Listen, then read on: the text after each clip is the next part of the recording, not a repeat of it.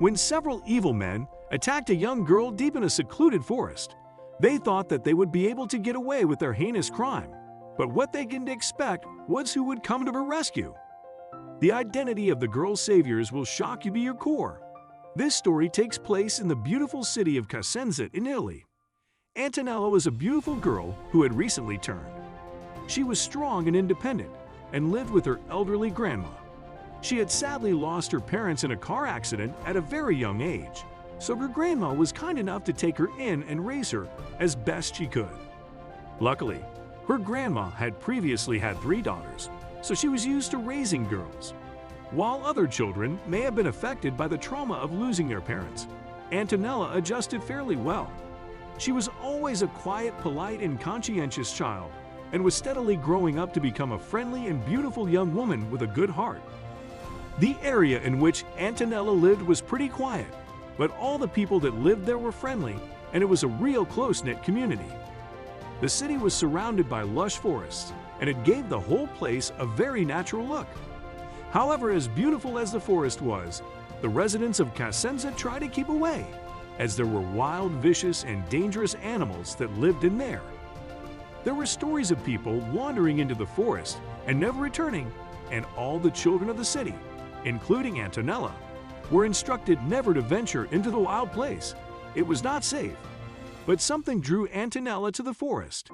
She loved to sit and watch the wildlife in there, and her uncle had even constructed her a treehouse at the edge of the city, in which she had a fantastic view peep into the trees. Her grandma would constantly warn her about the dangers of the forest, and she was always worried that her grandchild would wander too far into the trees one day. But Antonella was sensible and knew better than to disobey her grandma. One day, on her way back from school, Antonella decided to walk down a path that skirted the very edge of the city where it met the forest. It was a quiet and rarely used path, but Antonella enjoyed the quiet and liked to watch the squirrels skip and play in the trees. But all of a sudden came a loud and blood-curdling howl from not too far into the forest. She instinctively knew it was that of a wolf, and she ran as fast as she could towards the safety of her home. But something stopped her, some kind of curiosity or interest. The howl didn't actually sound that scary, and Antonella started to worry that an animal might be in pain or in danger. Perhaps if she went into the forest not too far, she would be able to uncover the mystery and maybe help the animal. She started to take tentative steps into the trees, and after only a few moments, she got a glimpse of an animal laying on the floor in a clearing some way ahead. As Antonella got closer, she realized it was a wolf, and her blood ran cold. She knew wolves to be dangerous and vicious, and it could have easily killed her if she wanted to. But something caught her eye that stopped her from turning back. 2 wolf pups. They were gathered around their mother, who had clearly been in some kind of fight. She had wounds on her body, clearly from fighting another, larger animal. She had been protecting her children, and it looked as if the wolf mother was going to die. Slowly, the mother stopped breathing until the cubs were left alone and scared. Antonella slowly approached, much to her relief. The cubs didn't seem scared. Perhaps they knew she meant them no harm. Reaching into her bag, she pulled out a small amount of food and threw it for the cubs to eat. They dived after the food, happily eating what the kind stranger had provided. As the babies ate, Antonella went and laid her hand on the dead wolf's head and made a silent vow to protect her cubs, promising to bring them food as often as she could.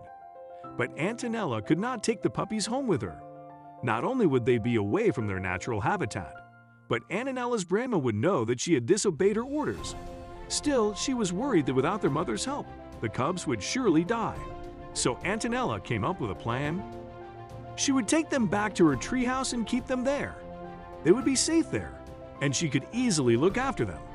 Antonella even gave them names Romulus and Remus. So she took the cubs back to the treehouse and played with them all evening. They were happy and energetic and seemed to love her company. She would then go home and bring them food. Antonella did this every day, watching the wolf cubs get slowly stronger and bigger.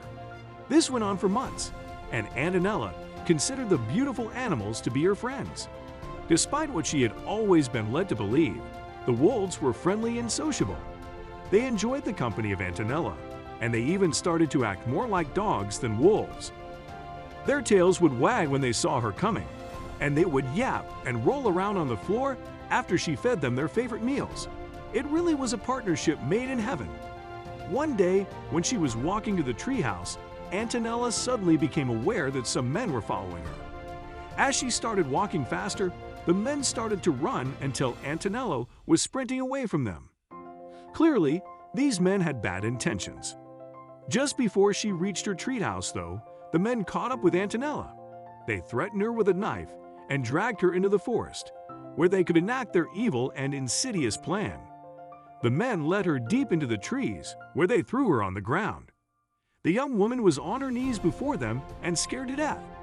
Antonella couldn't help but think the worst was going to happen, and tears filled her eyes as she wondered what was going to become of her, and if she would ever see her grandma and her home ever again. But before the men could do anything, a distant howl rang through the forest. It stopped the men in their tracks, and they looked at each other, suddenly weary and panicked. Antonella, though, suddenly felt a boost of confidence and a little spark of hope. She knew those howls. She knew what that noise meant. The men waited several moments, wondering if the noise would happen again, but there was no sound. They turned their attention back to the girl on the ground and started to approach her with an evil look in their eyes. But all of a sudden came a loud rustling, and out of the foliage pounced two wolves, Romulus and Remus. They positioned themselves between Antonella and her attackers and bared their teeth violently, growling at them and swiping their paws at the men. The two wolves had seen Antonella being snatched from the window of the treehouse. They had broken out of their home and tracked their master and her captors into the forest and leaped into action to defend the one who had looked after them since they were pups. Antonella had never felt more safe than she did right then. The attackers, on the other hand, were clearly terrified. They all fled in different directions, with the wolves playfully chasing after them, snapping at their heels and snarling at them as they ran.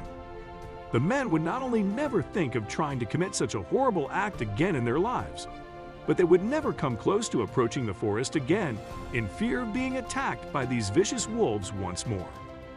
The wolves then returned to Antonella, who was shaken and upset, but otherwise okay. They nuzzled her and sat against her and in her lap until she was strong enough to pick herself up and walk back out of the forest and home. And all the while, the two wolves remained at her side, guarding her, protecting her, and looking out for her, just like Antonella had done for them. So now it's over to you. What did you think of this incredible story? Would you look after two wolf cubs? And how would you feel if they came to your rescue, as they did with Antonella? As always, we love to hear from you. So be sure to leave your thoughts and opinions in the comment section down below.